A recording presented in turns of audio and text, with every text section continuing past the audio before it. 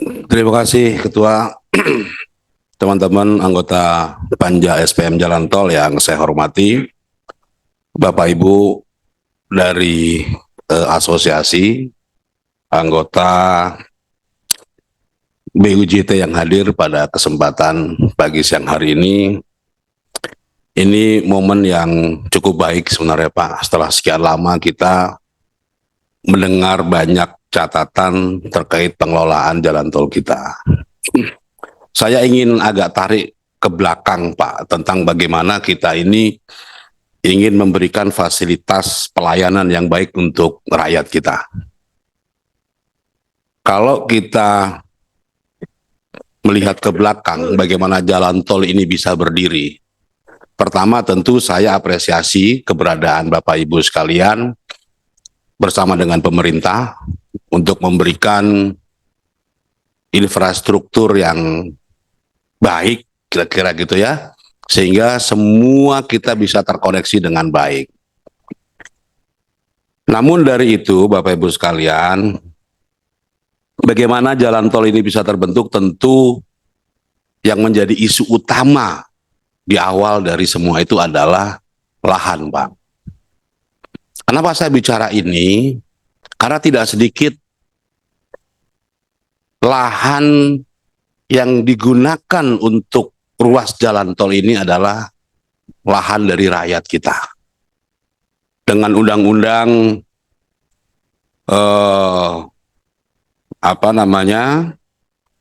tentang pembebasan lahan itu ya, untuk kepentingan umum dan juga untuk kepentingan jalan tol, rakyat kita mengorbankan lahannya untuk kepentingan umum.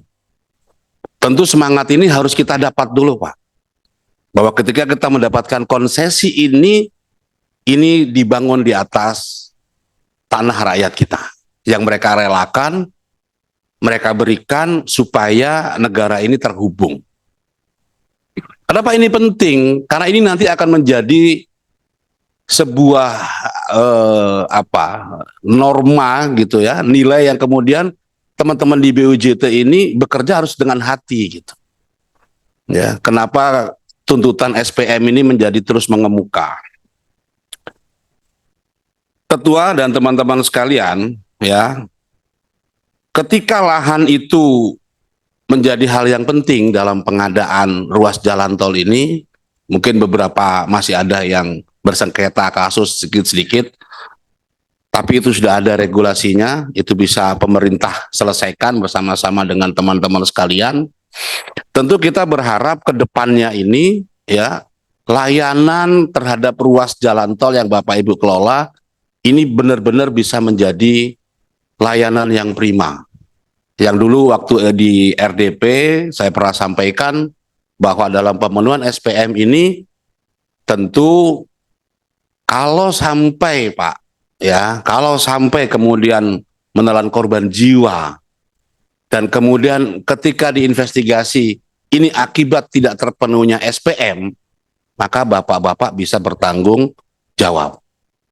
Ya, bapak-bapak pengusaha BUJT ini bisa dimintai pertanggungjawaban karena kelalaiannya ya, kalau di 359 hukum pidana kita Pak ya, menyebabkan orang meninggal dunia karena kelalaian kita bisa dimintai pertanggungjawaban. Nah, kita tidak ingin itu terjadi. Makanya tadi yang disampaikan ketua ya, terkait hal-hal ya baik teknis tentang jalan tol ini, SPM-nya tolong dipenuhi. Jadi ini bukan soal kemudian bahwa SPM terpenuhi ini menjadi prasyarat untuk menaikkan tarif gitu. Ini kan yang selalu didengung-dengungkan gitu ya. Nah, kita ingin Bapak tadi disampaikan banyak terkait dengan bagaimana investasi di bidang ini gitu ya, begitu besar pemodalannya, kemudian returnnya itu cukup lama dan seterusnya. Tentu ini menjadi catatan tersendiri tentang fiskal yang belum comply dengan teman-teman di BUJT gitu ya. Tapi yang menarik Pak, ini catatan dari YLKI ya, tentang jalan tol itu ada aduan sebanyak 1.675 tentang jalan tol ini Pak. Itu tidak sedikit loh. ya. Dan itu konsumen kita semua. Mereka membayar gitu ya. Dan ini menjadi aduan-aduannya ini sudah diperinci, Pak, dan ini terkait dengan SPM yang harusnya Bapak Ibu tunaikan. Pertama, keluhan dari masyarakat, ini saya perlu bacakan Ketua, nanti kita akan dalami lagi, itu tarif tol yang cukup mahal, Pak.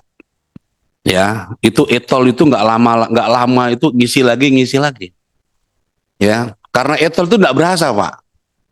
Gitu. Ya, nggak berasa. Tap, tiba-tiba habis gitu. 1 juta dalam negeri itu nggak sampai 3 hari habis, Pak. Iya kan? Bolak-balik bandara itu udah 400.000, Pak. Kita kalau dari Depok ya, itu udah habis. Itu baru tolnya saja kan, belum bensin, belum segala macam. Jadi masyarakat merasa ini tarifnya cukup mahal. Kemudian apalagi kalau Jawa ya, tol lintas Jawa itu udah kalau nggak 1 juta nggak bisa itu. Dari Jakarta ke Surabaya itu minimal e-tol harus 1 juta. Jadi berasa cukup mahal, Pak. Kalau orang berkendara berdua mau ke Surabaya naik mobil pasti nggak hemat, gitu ya. Walaupun mobilnya tahun tua gitu ya, Pak. Karena kondisi udah segala macam itu cukup mahal. Kemudian yang kedua, Pak, itu kemacetan dan kepadatan di lalu lintas.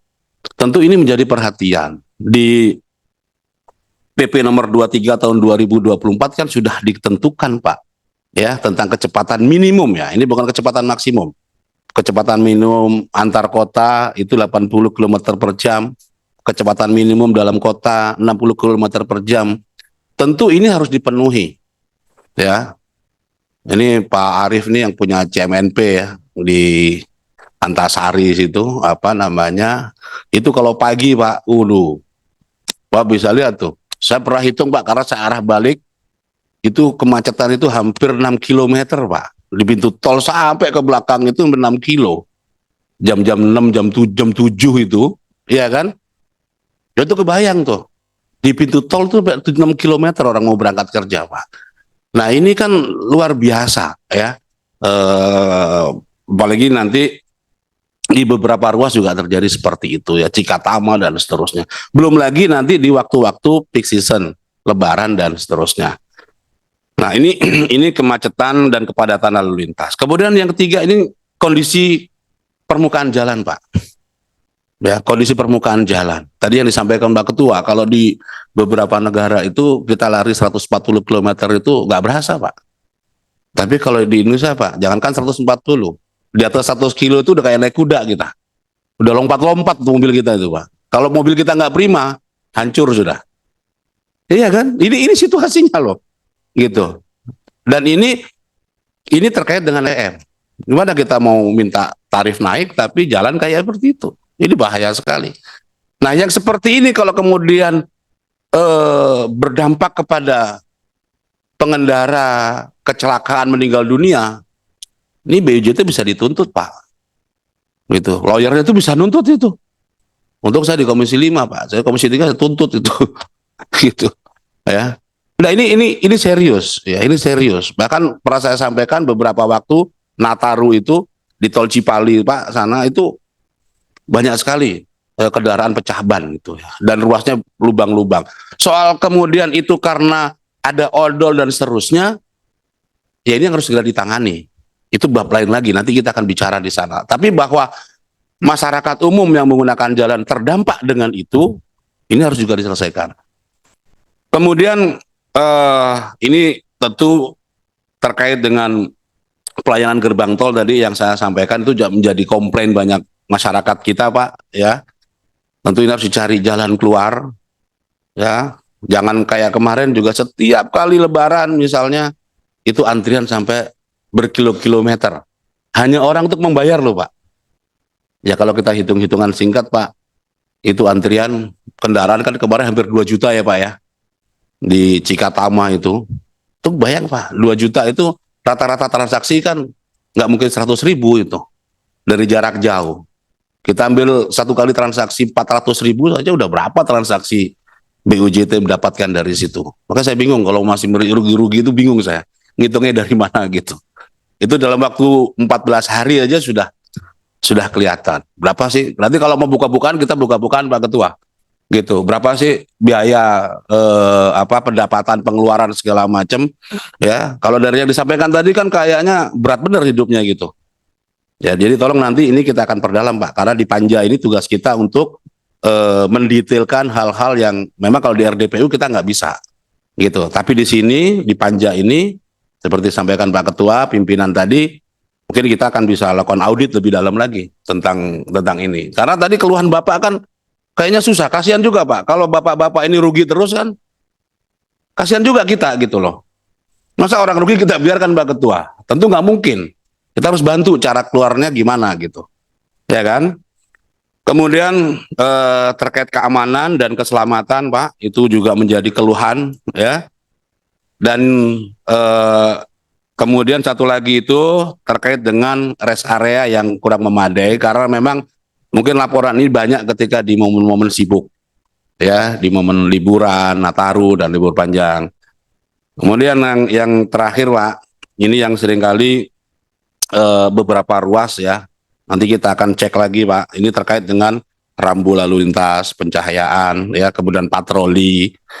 Saya kemarin mengalami Pak, waktu ke Semarang itu ya, untung saya nggak ada di situ Pak, driver saya nyusul ke Semarang, pecah ban gitu ya, pecah ban ya, akhirnya nggak ada yang nolong, dia sendiri aja ganti sendiri apa segala macam gitu. Nah, ngerti di mana fungsi CCTV-nya itu, di mana fungsi patrolinya gitu. Saya tanya sendiri aja. Saya nggak kebayang, syukur saya nggak di dalam Pak, cuman baliknya menggunakan kendaraan yang sama. Nah ini kan penting Pak. Berapa lama Bapak kemudian ketika ada kejadian patroli itu bisa hadir? Kan ruas jalan tol ada CCTV-nya kan Pak ya? Nah ketika kejadian itu di mana petugas patroli? Di mana comment center itu? Itu kan penting gitu. Entah ada tindak pidana, entah ada yang perlu dibantu dan seterusnya. Ya, hal-hal seperti ini menurut saya nanti kita akan terus dalami ya, keluhan-keluhan masyarakat.